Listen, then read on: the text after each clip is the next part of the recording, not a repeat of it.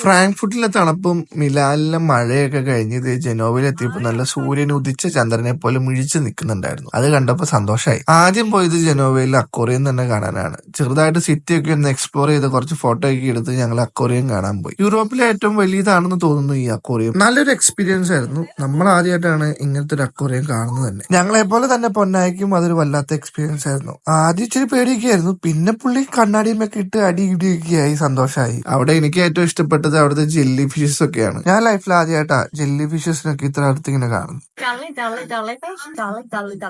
അക്വേറിയൊക്കെ മൊത്തം കണ്ടു കഴിഞ്ഞപ്പോഴേക്കും നല്ല ക്ഷീണമായി. പിന്നെ അവിടെ നിന്ന് നമ്മുടെ ടിക്കറ്റിൽ ഇൻക്ലൂഡഡ് ആയ കുട്ടികൾക്ക് കളിക്കുന്ന ഒരു സ്ഥലം ഉണ്ടായിരുന്നു. അവിടെ പോയി കുറച്ചു നേരം കളിച്ച് 2 പിള്ളേർ കളിക്കണേണ്ടില്ലേ, അതൊക്കെ കഴിഞ്ഞ് പോയി ഫുഡൊക്കെ കഴിച്ച് ബാക്കി സിറ്റി എക്സ്പ്ലോർ ഒക്കെ ചെയ്ത് കറങ്ങി ഞങ്ങൾ നേരെ റൂമിലോട്ട് പോയി. നാളെ ചിങ്കത്തോര എന്ന് പറഞ്ഞ സ്ഥലത്തോട്ടാണ് പോകുന്നത്. അവിടുത്തെ വീഡിയോ ആയിട്ട് ഇനി വരാട്ടോ. ഈ 5 എത്ര പോകാൻ പറ്റുന്ന